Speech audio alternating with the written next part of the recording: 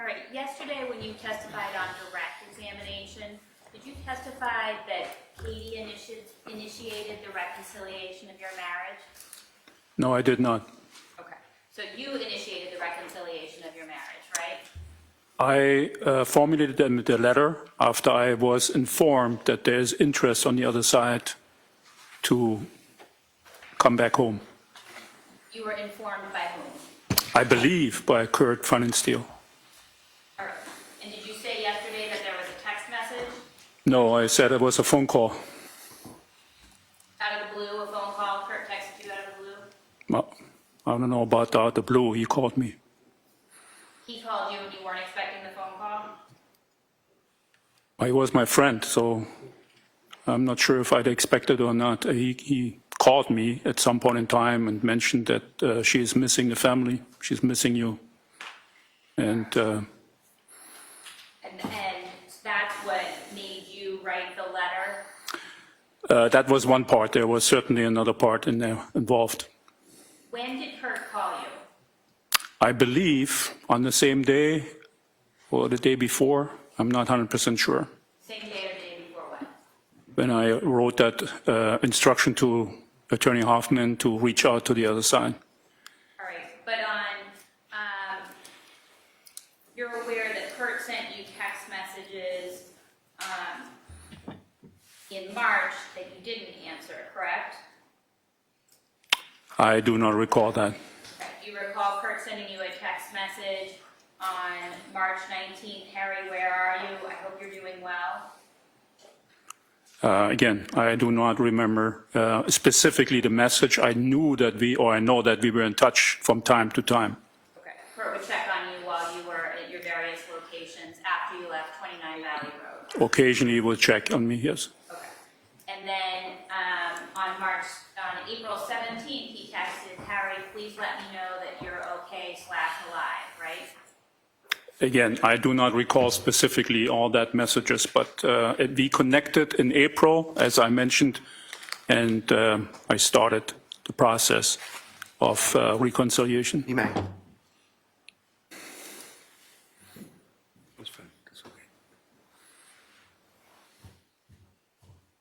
All right, so handing you your communications with Kurt, I'd ask you just to look at page 15, or we can look at all the pages if you want.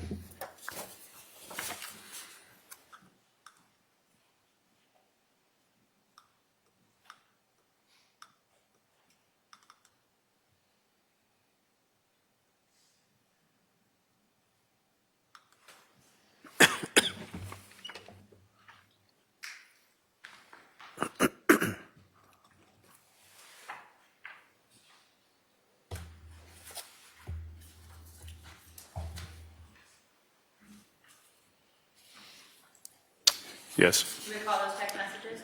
I do. Okay. So, I just take those back. So you texted Kurt on the 18th. I texted Kurt on the 18th at 8:14 a.m., correct? Right, can I show that back? And that was in response to his text message to you on the 17th. Yes, And on the 18th, you expressed to Kurt that you were having a hard time finding places to stay and the situation was stressful, right? yeah, I said I am barely alive. I'm extremely concerned and worry about a safe place to stay because I had to leave the camper in 2 weeks. All right, but you had already had your attorney send a letter to Katie, right? At that point in time. I'm not sure what exact time frame that was or day. The letter that Attorney Hoffman sent to Katie's lawyer was on April 17th, right? If you would show me that letter, please, I would recall that. Again, I don't recall exact dates. It was somewhere in the middle of April.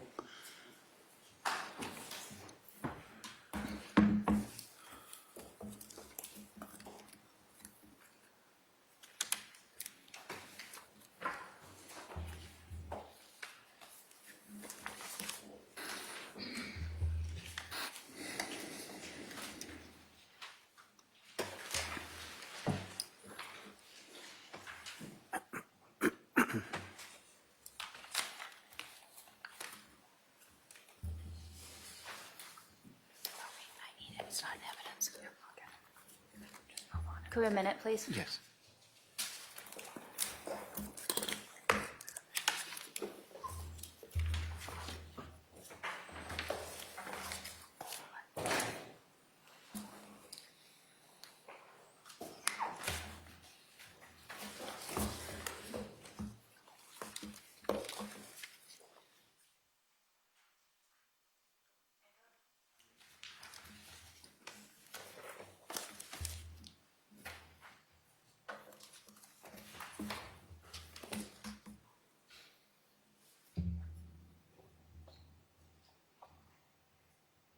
Yes. You see the date on that? Yes, Friday, April 17th, 2020.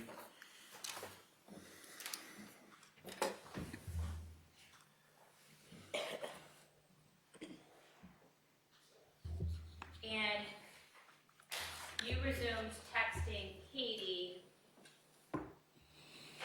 at the end of April, is that fair to say? She started texting me, and then we started texting back and forth, but she initiated. She initiated it. Yes, ma'am.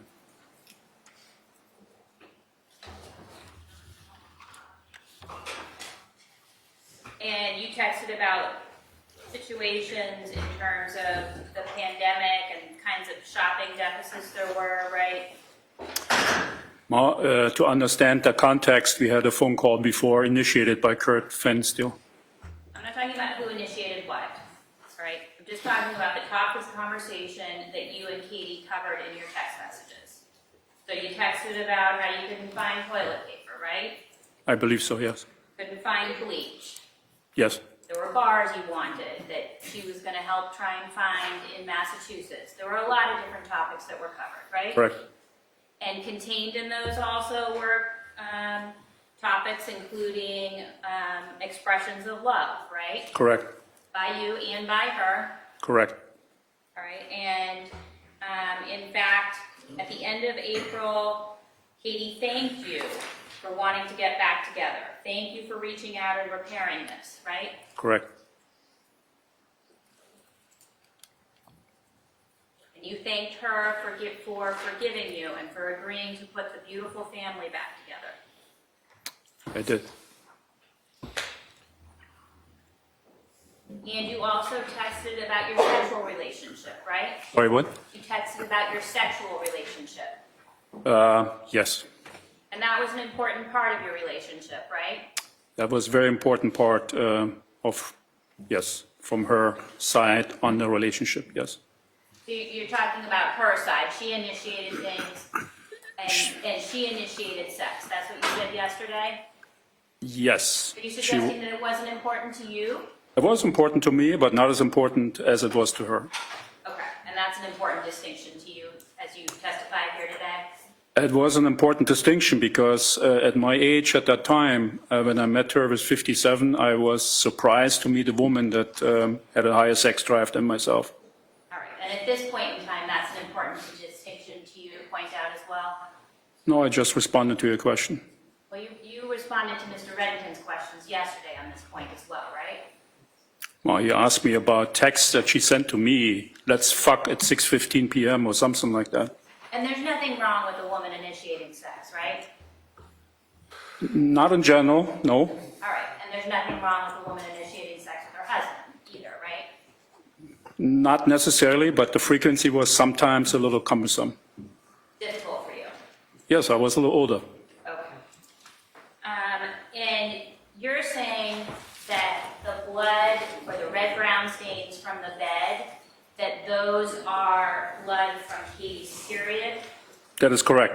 and that they remained on the bed for a period of 10 days? No, not 10 days. All right. You're saying that that's from when you had sex on the 20th? No, I said that was from when we had sex on the 10th or on the 11th of May. 10th or the 11th? Yes, Okay, so 4 or 5 days. correct. And certainly you had a washing machine and a dryer in your house, right? Yes, And could we have exhibit 238, please?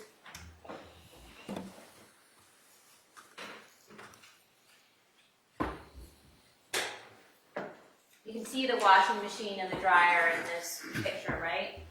Yes, I bought that 5 years before. All right, and there's a suitcase there, Correct. some folded laundry. Yes, Is that a suitcase that you took to Florida? that's correct. And that's your laundry that you were doing? Doing? Not necessarily. Okay. You can take that down, please.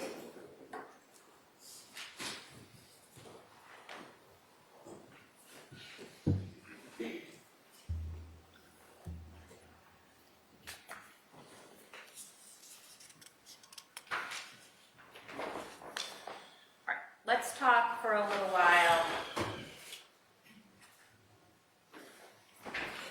about what happened in the bedroom. When you grabbed Katie's neck with one hand, you were on the floor, right? That's what you're saying? At the time that she struck me, I was kneeling on the floor and begging her to stop. So I'm asking about the point in time when you put your hand on her neck. Were you still on the ground at that point in time? I was coming up from my knee, grabbed her with one hand and used the other hand to protect or to check on my bleeding. Yes, I came up from my kneeling position, reacted to the threat of being struck. So you were standing at that point in time? I would say I was half standing toward the standing, probably. I don't really recall all that. I was pretty drunk. All right, we'll talk about how drunk you were later, but I'm just trying to understand what you remember now about your position. Well, I You were could. half standing, half kneeling. Katie was on the bed. How was she positioned? She was sitting on the bed edge, as far as I remember.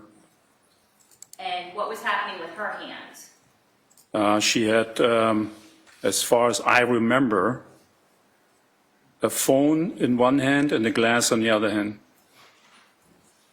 And she continued to hold the phone and the glass? At what time? As you were strangling her, she continued to hold those items? No, she struck me with the glass. Well, she struck you with the glass first, and then you reacted to that, right? Correct. So that had already happened. Sorry, what? That had already happened. So the glass wasn't in her head and in her hand anymore, right? That's what I was trying to say, but you said she had her glass in her hand. That wasn't the case at that time anymore. So as you were strangling her, what was happening with her hands? I don't know if I strangled her. I said I think I choked her. Are you distinguishing between choking and strangling? All I'm saying is that I really don't know what I exactly did because I was drunk and I was in a fight and flight reflex. So I really don't recall much extra that I really grabbed and tried to protect myself or defend myself. Do you remember putting your hand, at least one hand, around her neck, right? I said I think I grabbed her. I'm asking what you're saying right now. Not what you said in the past. I'm asking right now. And I blacked out from the struck. I was assaulted at this point in time and I reacted and I believe I grabbed her. When you blacked out, are you saying you passed out? No, blacking out means that I didn't really recall what I was doing. I reacted to a threat. So I snapped. okay, so the glass hit your head. You snapped. You had a flight or flight reaction. Correct. And you just reacted. I'm sorry, you said something else that I just forgotten. You blacked out. I snapped. You snapped. What else are you attributing to the glass hitting your head? Fight and flight reaction. I was afraid. And you said yesterday you were afraid of having to leave 29 Valley, right? I was afraid of Katie too. You didn't say that yesterday. Because you compared that to physical. One at a time. One at a time. Sorry. Yesterday you said you weren't afraid. You said Because- you were afraid of 29 Valley, of having to leave 29 Valley. I was afraid of Katie too, but not in the physical sense that you try to explain. But it's not about being bigger or stronger sometimes. It's about who has the power. And she had all the power after I signed everything over I had to her. And I was very afraid of her. with her intentions and her reactions. I was very afraid of Katie. That was a shift in your relationship, right? There was a massive shift in the relationship that she had massive leverage over me, yes. But yes. All right. So at the point that she hit the glass in your head, she didn't have glass in her hand anymore, right? I don't think so. So she had a phone was- in one hand. At the time when she struck me, I don't remember or I don't recall what happened with the phone later or the glass, because it was all one blurred reaction to being hit. Did you get on top of her? As far as I remember, when I came out of my blackout, she passed out very quickly. There was no fighting, really, as far as I recall. But when I came back out of what the hell happened, we were both on the floor because we kind of slid off the bed and fell on the floor. Were you on top of her? I don't recall that. Where were your hands when you were both on the floor? I don't remember. Were they around her neck? Not sure. Is it possible that you were slamming her head on the ground and that's how she got the injuries to the back of her head and her brain? Well, we heard yesterday that wasn't trauma related. I'm not asking about Dr. LaPosada's opinion. I'm asking about your testimony about what happened. And you have some gaps in your memory. So I'm trying to make sure that we understand exactly what you know happened and what you don't know happened. Thanks. So is it possible that you were on top of her with your hands around her neck, slamming her head on the ground? I do not recall.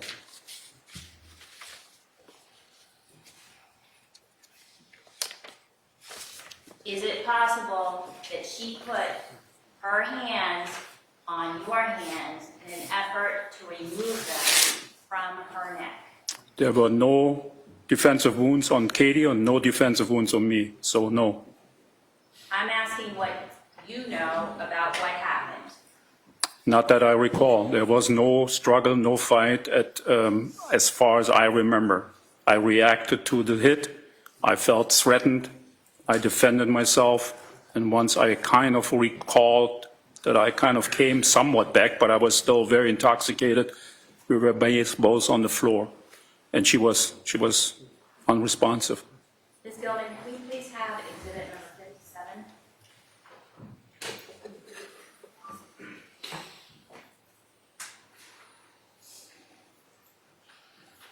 Could you zoom in, please?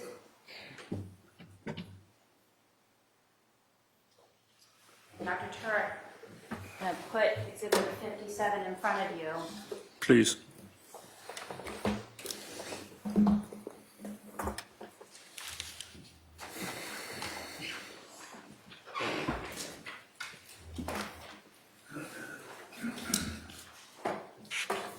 Yes.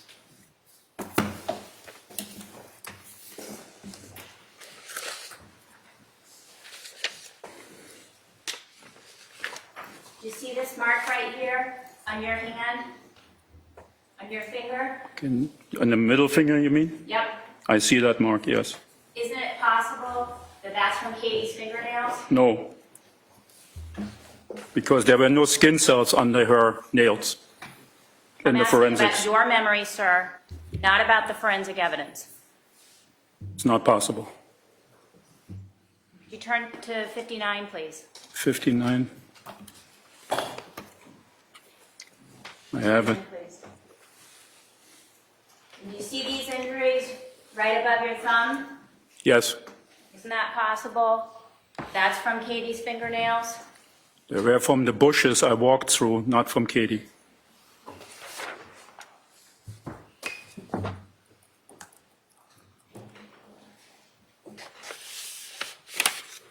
And those were documented by the police, right? I believe so.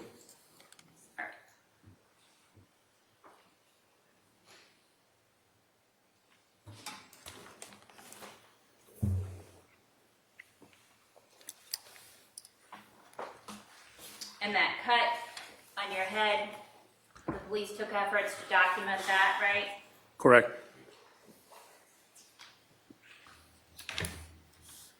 Can I go back on?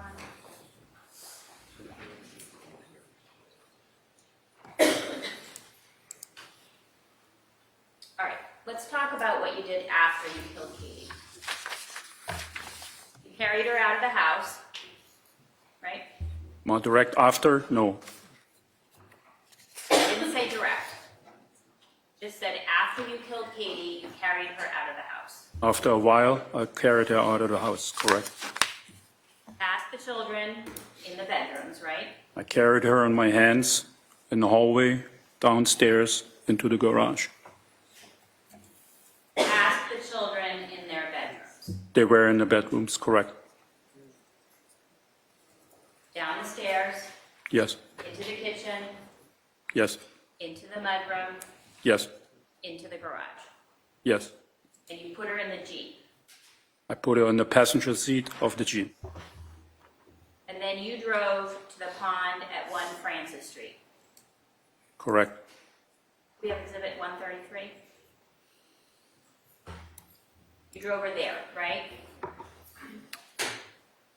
I don't think I drove with the Jeep exactly there. That's right on the water. There were bushes. You couldn't drive there. There was too much brush, but that's the pond that you drove her to, right? In that photograph in 133? I put her in the pond on 1 Francis Street, yes. You had been there previously. Excuse me? You had been there previously. I was there 2 years before, looking at the house because Katie asked me to, because she wanted to possibly buy another house. It's Katie's fault that you know about the pond? Excuse me? It's Katie's house that you know about the pond? It's Katie's fault that you know about this pond? Did Katie what? It's Katie's fault that you know about this pond? I didn't say that, no. My question was that you had been to 1 Francis Street previously. Correct. And you knew that it was for sale. Could we have exhibit 309, please? Yes.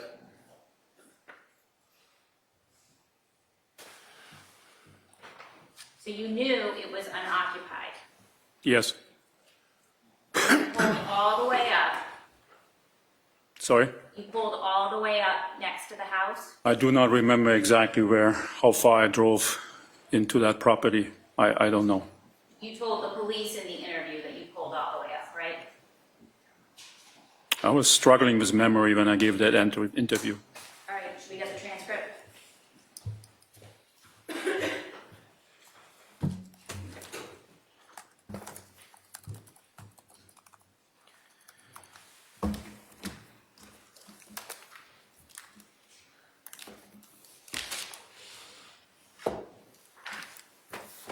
Thank you.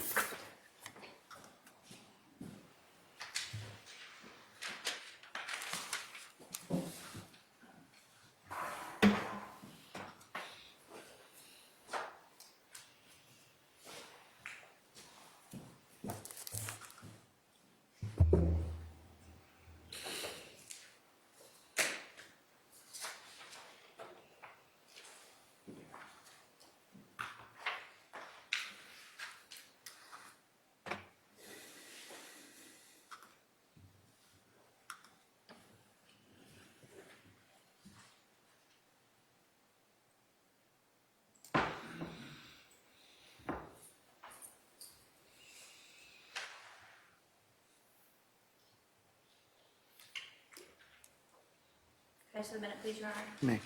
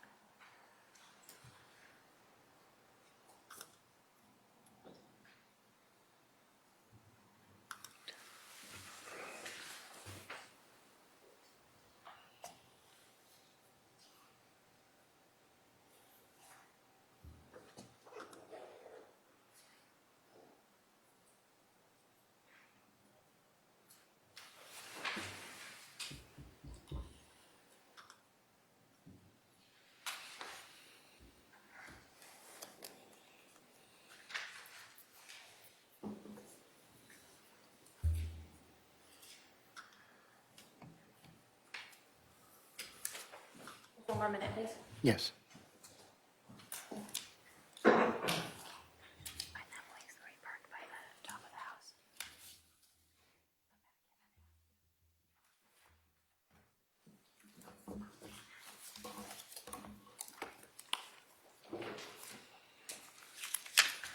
right, let's come back to that.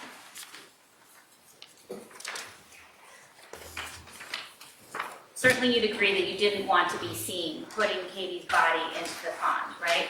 That wasn't a concern of mine, I believe. That wasn't a concern of yours? I didn't think about all that, no.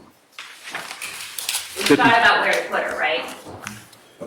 I was thinking about not having her being found in the house by her children, yes.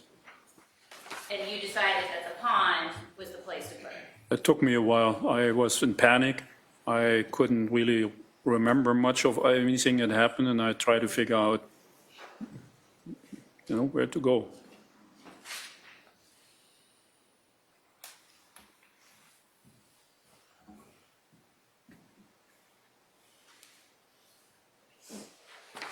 right, so if you look at page 75,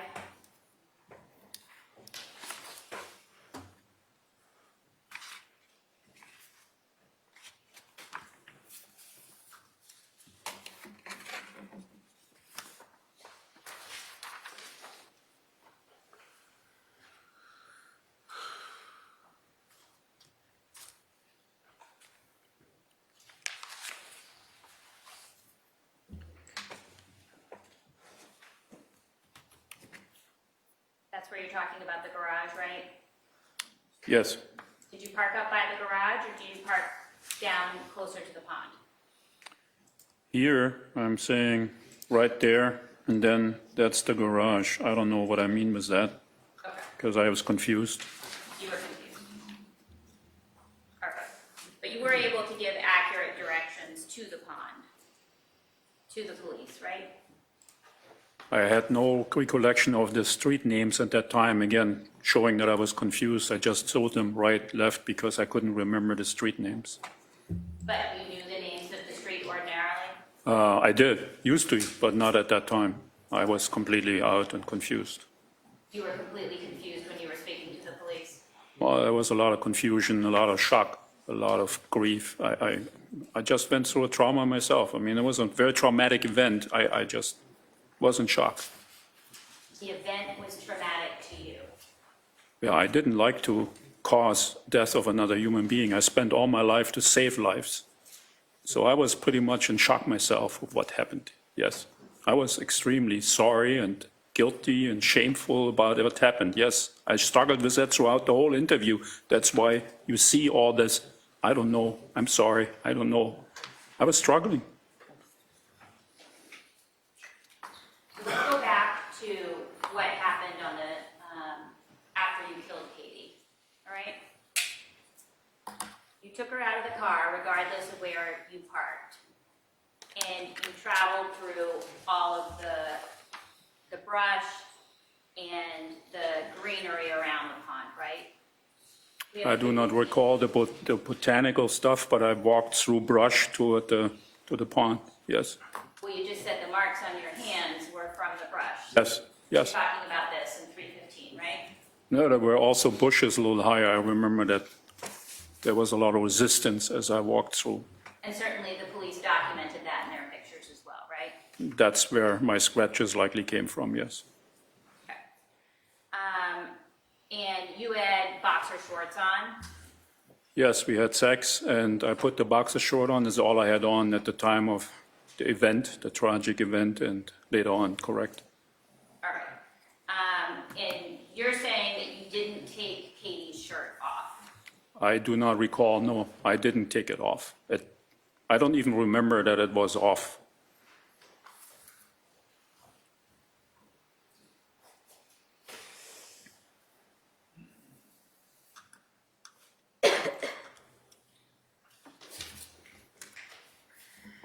So I'm showing you what's been marked as Exhibit 308.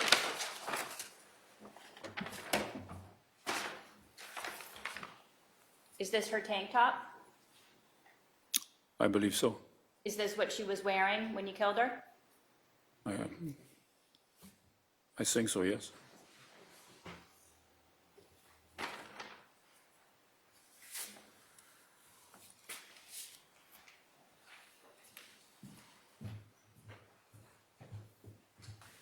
And I understand that you weren't able to look at the picture in Exhibit 146, but you're aware that there's a picture of that shirt on a tree branch, right? I was told that that was on the tree branch, yes. Okay.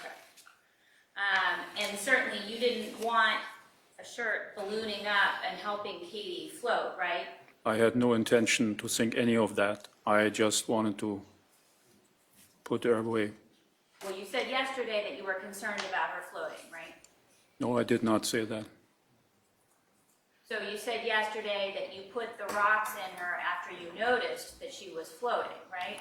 I put her in the water as far as I recall. Again, remember that I had a lot of intoxication and I was struggling with the whole situation that I was extremely upset about myself. And as far as I remember, I put her in the water and I was kind of surprised she was floating. Okay, so you were upset about yourself and you were intoxicated, I understand that.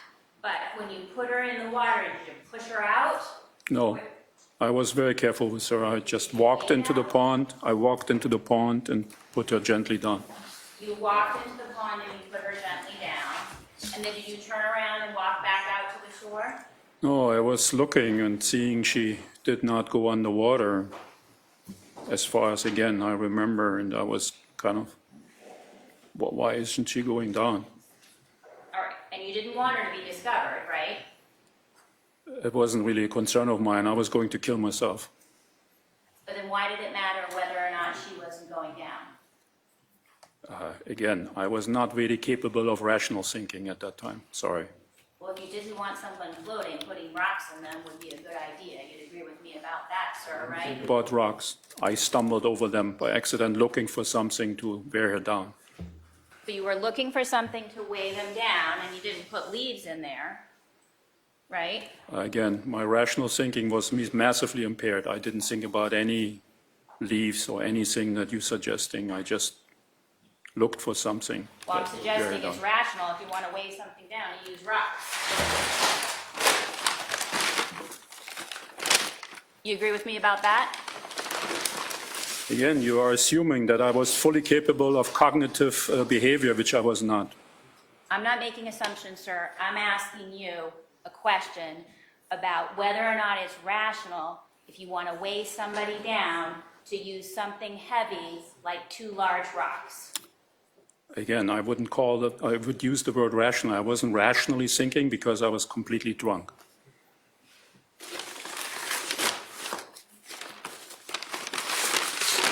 Just reacted. I reacted to what I saw, There's not a question before you, sir. so I just wanted to, sorry.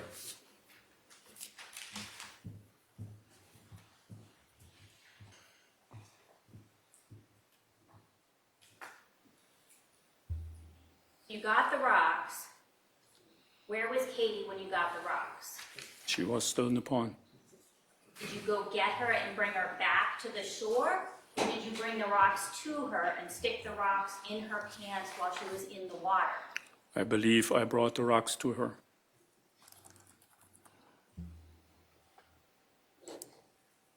And then she went down a bit, right? Correct. All right. So then you walked back to the Jeep Yes. and you drove back to 29 Valley Road. No, You didn't drive back to 29 Valley Road? not at that time. Where'd you go? I tried to go, I drove to the hotel first, or on the way to the hotel. You drove to the hotel all the way? No, Partway. partway. How far'd you get? I have no recollection again. I was completely out. All right, you've never said that before though, have you? I believe I said that I was on my way to the hotel and I recognized that I didn't have my phone because I wanted to say goodbye to some friends. Okay. So you realized that if you wanted to accomplish the task of saying goodbye, you would need to have your phone, right? Again, you're subjecting, well, you're assuming I had a lot of rational thinking going on. That wasn't the case. I just saw I didn't have any communication device and I thought, let's go back and get my phone. Because you understood that you could use the phone to communicate with people. I'm not sure if I understood that, but I wanted to say goodbye, and I didn't have any tool for it. Okay. And you understood that your phone was at your house. I assumed. It seemed like a logical place to look. That's correct. All right. And you changed into your jeans, right? Well, I didn't change. I didn't have much clothes on except my boxers. You put your jeans on. Correct. Because that made sense. When you were walking into the hotel, it would make sense to wear jeans. I didn't think about that. Okay. And you also picked up your wallet, right? Was coincidentally that I walked by it and grabbed it as well, yes? Okay. And you picked up a bottle of whiskey.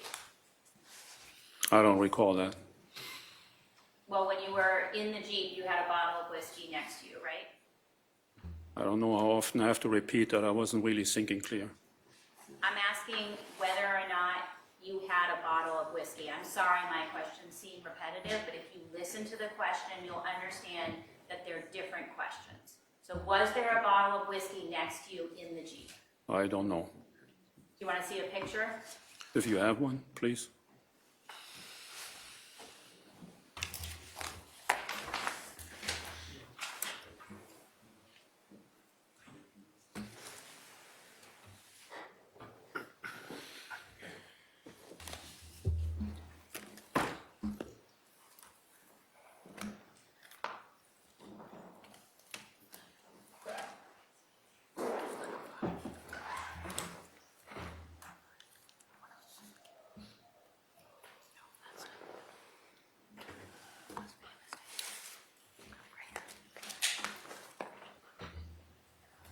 All right, Ms. Gelman, could we have 106, please?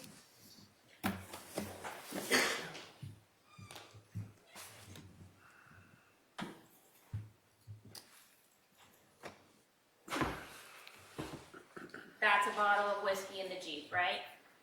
That's what the picture shows, yes. All right, was there always or routinely a bottle of whiskey in the Jeep? No, All right. And the knife that's there, you said that that was typically in the glove compartment? or let's say there was typically a knife somewhere in the car, mostly in the glove box, correct? Did you take the knife out of the glove box? I don't think that I did, or I don't recollect or recall any of that. All right. When you were driving, were you drinking from that bottle of whiskey? I have no idea. I don't know. All right. But you left it in the car. You didn't bring it into the hotel with you. Well, the picture shows it was in the car, so must have left it there. All right. And you drove back to Dedham. I drove to the hotel to take my own life. On some windy roads, right, sir? I do not recall what kind of roads I was driving. I don't remember. You didn't crash, though, right? That was a miracle, I think. I'm sorry, I didn't hear that. Can you say it again? That was a miracle, I think, Okay, that I thank you. didn't crash, given the fact that I was completely intoxicated And suicidal, right? and suicidal. But you didn't crash into anything. I don't think so. Okay. You drove to the correct hotel, Yes. and you parked the Jeep in front of the hotel I don't know where I parked it. in a parking lot. I do not know. And it was between the lines, albeit close to the curb. We have Exhibit 118.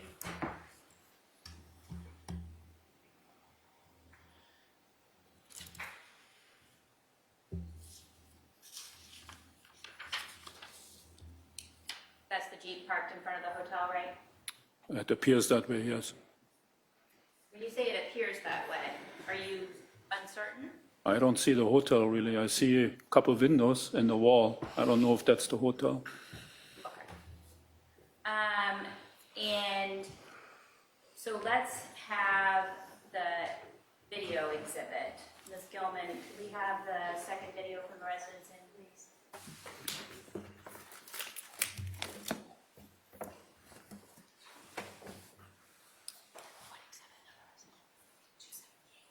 Exhibit 278.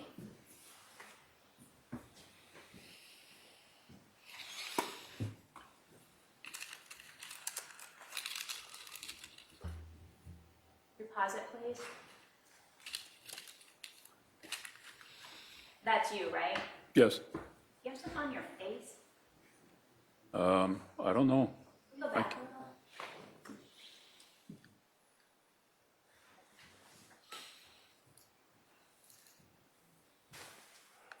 You wearing a mask? I have no recollection of that. Were there rules that you had to wear a mask in the hotel during this time period? In May 2020, I believe there was a rule. And that's you coming in, right?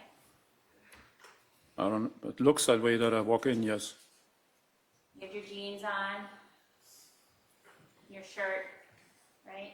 Yep, That's the jeans and the shirt that were introduced into evidence, right? yes. Your belt, I don't see a belt. press play.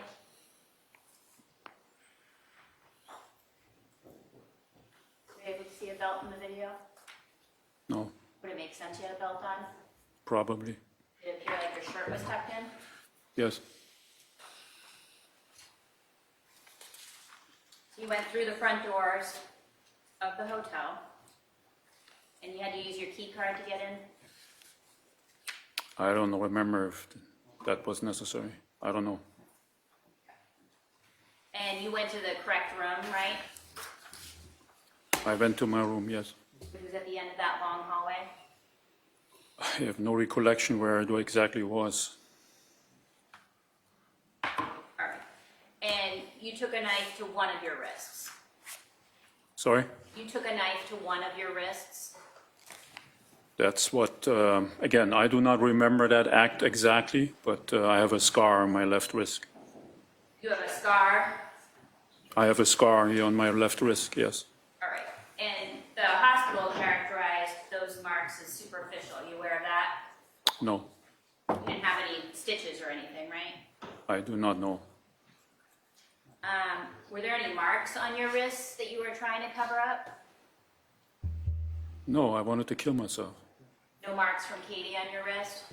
Katie had no skin cells under her nails, so no.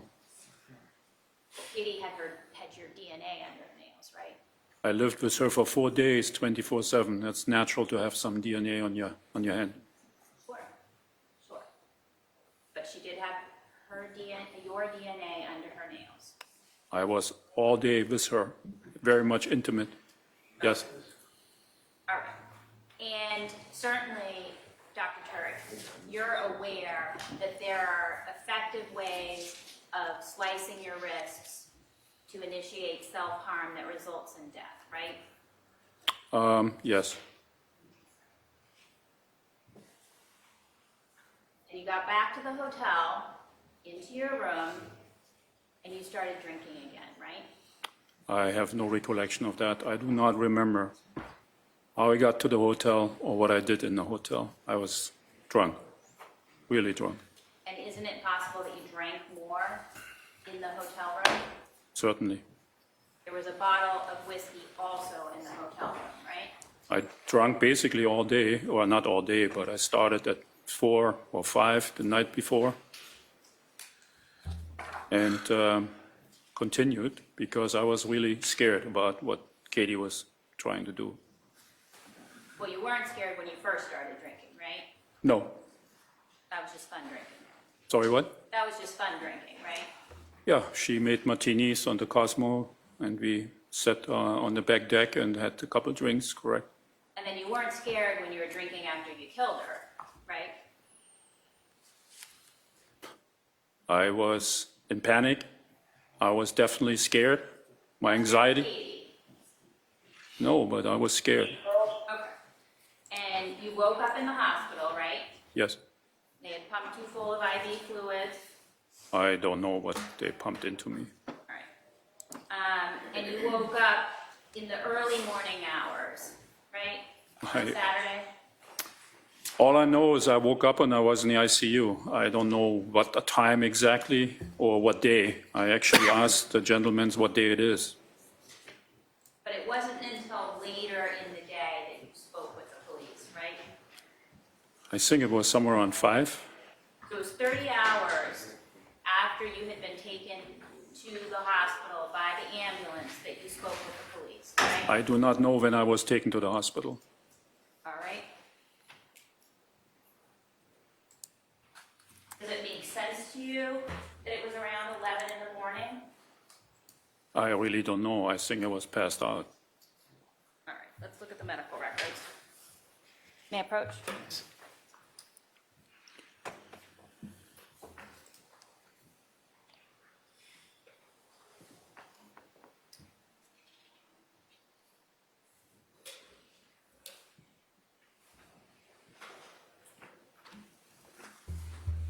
All right.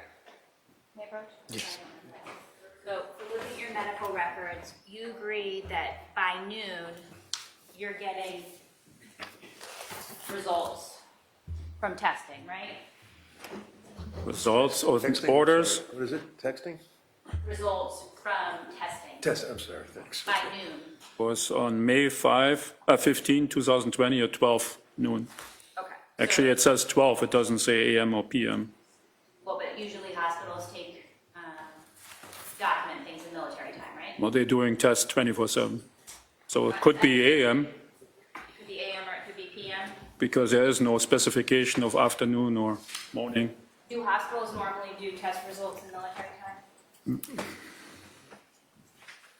I don't think so. You don't think so? No. Okay. Well, certainly you're aware that the police arrived at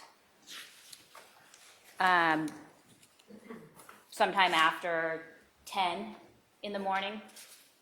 Are you aware of that? I think it was the afternoon when they arrived. You think it was the afternoon when they arrived? I believe so. Okay. Let's just do Of- one thing at a time. First of all, just so we're on the military time, you see this test indication on the 16th at 16:25? Yes. All right, so Norwood Hospital is using military time, right? To that, yes. Yeah, okay.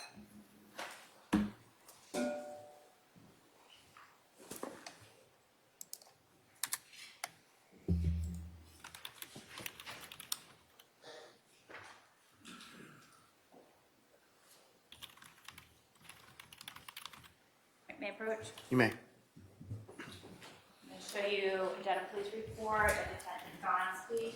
If you could just look and see if that refreshes your memory about what time the Dedham Police were called.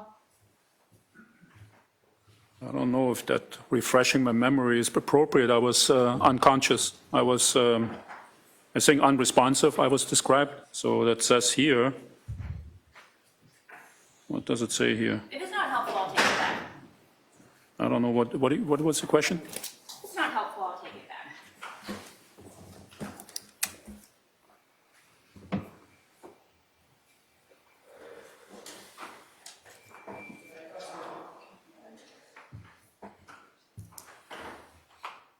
But you agree at least that you were speaking to the police after 5 o'clock I think it was around 5 o'clock, yes. on Saturday. Excuse me, so the tragic events happened on the 15th, I believe. The next day, yeah, 16, Saturday. You killed her in the early morning hours, right?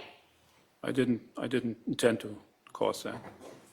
Then you went back to the hotel, you were transported to the hospital sometime late morning on that I don't know. Friday. I don't know what time. Again, I wasn't conscious at that time. You agree you were transported to the hospital on Friday? You're not challenging that, are you? If you're asking me what I remember is that I woke up in the hospital, so I must have been transported to the hospital, yes. On Friday. Yes. And then you're speaking to the police after 5 o'clock on Saturday. That's what it appears to be. Again, I asked them even what day it was. And certainly you felt better after you told the police what you'd done, right? No, You I didn't felt- feel better after you told the police no. what you'd done? I feel today terrible. Never really changed. I'm so sorry about all that shit. Sorry. I'm not feeling better. I'd never felt better about what happened. Didn't feel better to say where she was? Now, you asked me if I felt better. I did not feel better. I feel guilty and ashamed from day one, and I wish I could make it all go away. I mean, in terms of having a return. That would be better if you could bring her back to life, I would love to bring her back. but you can't. Fortunately not. And certainly, you understood that one of the reasons that the police wanted to find her body was so that she could have a decent burial with her family, right? Yes, And you wanted to provide that as well, right? yes. And the police were right about that. Well, I think I was right about that. Oh, you were right. No further questions. Just a few.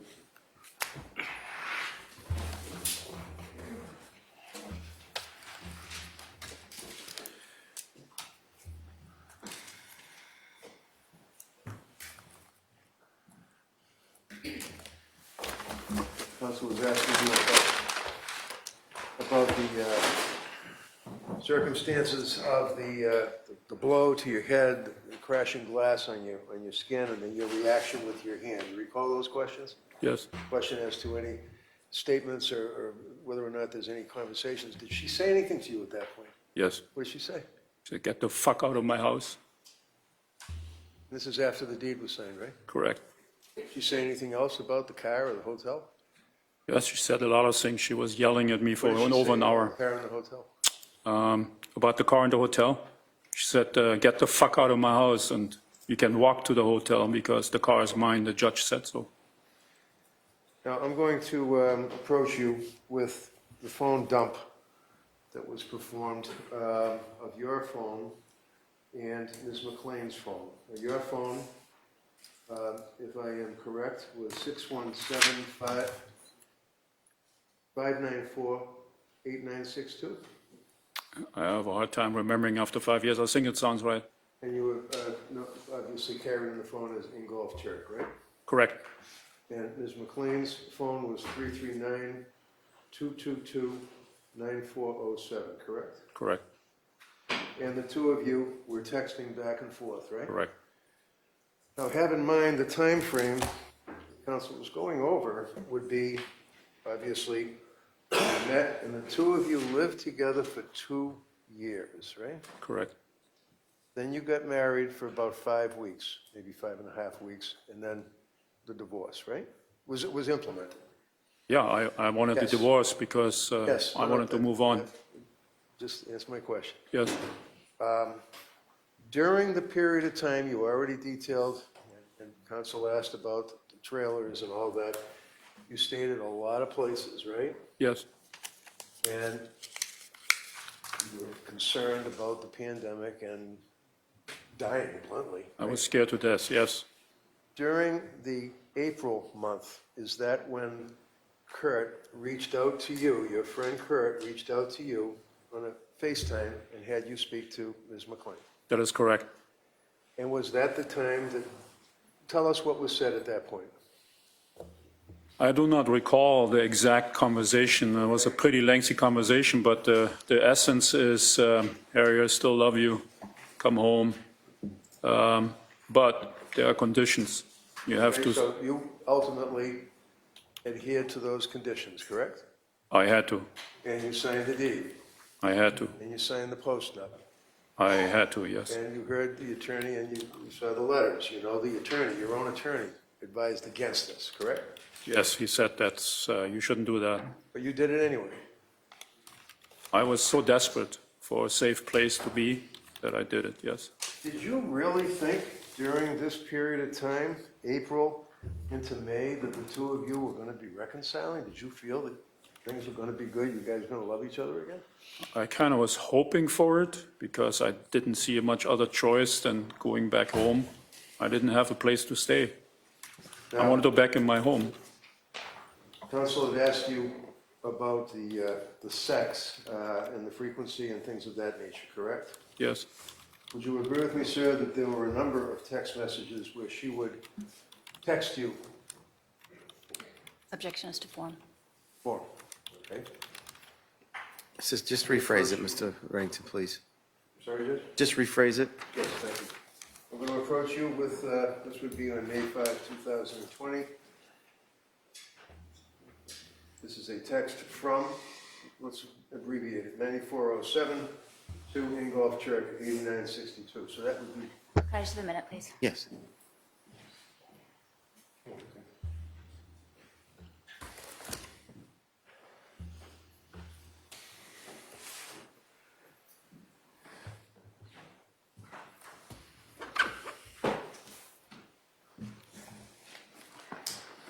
that would be on page 1501.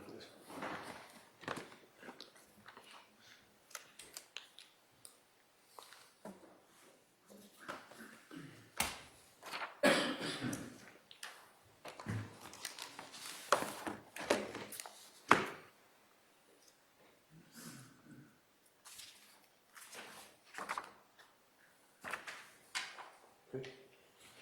So I'm approaching you, sir, and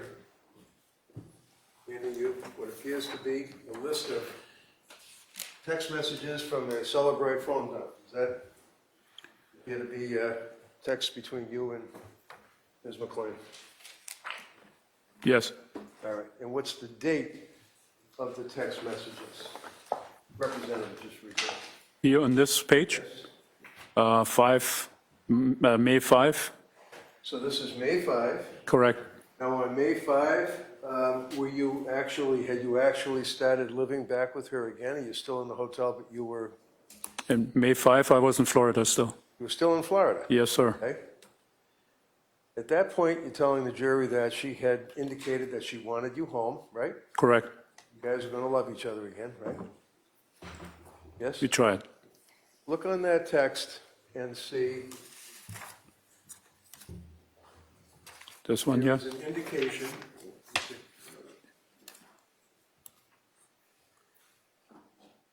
May 5, 2020. You're on with the foundation of text from her again. Can that be brought up on the screen?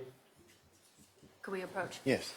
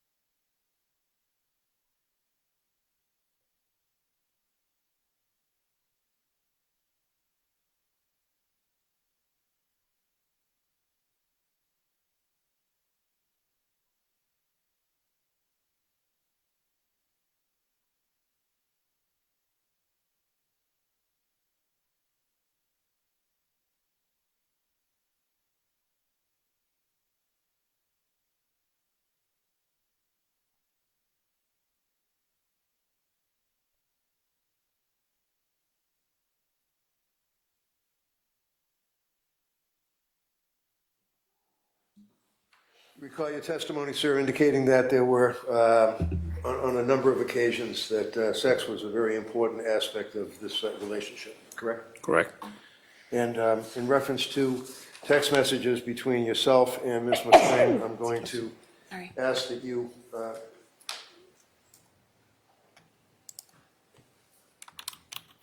on May 5, 2020, there was a discussion between you and Ms. McLean telling you to come home, and then the next box says, and come home and have sex with your wife. Is that indicative of the type of text that you received from her? Yes. Now, in reference to counsel's questioning about the menstrual period and the blood that was on the bed, you heard the testimony from the DNA person and the crime guy talking about there was a round spot of blood on the bed, right? Yes. You were asked questions on cross-examination from the district attorney as it relates to the nature. No, didn't anybody wash the bedclothes and things of that nature, and showed you photographs of your washer and dryer, right? Correct. On May 6th of 2020, page 1526, it would be text number 4074 through 4077, please. Do you recall receiving, let's write that, do you recall sending her texts referring to you to her, I will like you for the rest of my life, and the two of you are making arrangements for you to go over there and meet up with her on May 6th. Do you recall those texts? Meeting up with her? Yeah, over at the house, yeah? May 6th, I was still in Florida. Okay. Do you recall her telling you to come home?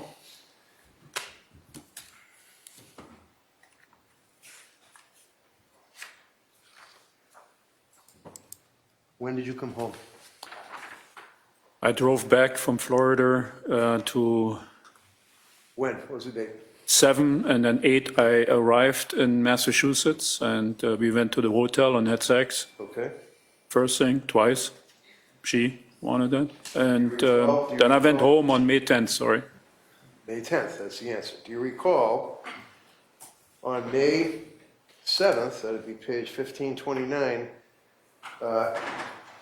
and she sent you a text, "Good morning, I am excited to have you come home safe." Do you recall that text? Yes, On May 6th, do you recall discussing between the two of you, your coming home and being with her? yes, You recall on May 6th would be 1526, discussing coming back together. You asked, what if you don't like me anymore? Strike that, I apologize. That was a text from Katie to you. What if you don't like me anymore? Your response, I love you, Katie, you are my wife. I will like you for the rest of my life. And then she responded, okay, well, I have my period now, and most likely will still Friday, so not sure about sex. That was on May 6th in the afternoon. I recall that.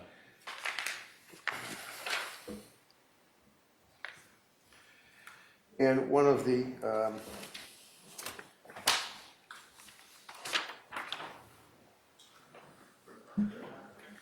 addressing May 9th, which should be right after the 6th, do you recall her sending you texts, page 1541, where she texted you, I love you, Harry Tuerk, last night was the very best lovemaking I ever felt. I felt so safe and connected to you, with you, thank you. I love you, etc. You blew me away, Harry, both times, but that second time you were all there, all in. I recall that text messages, yes.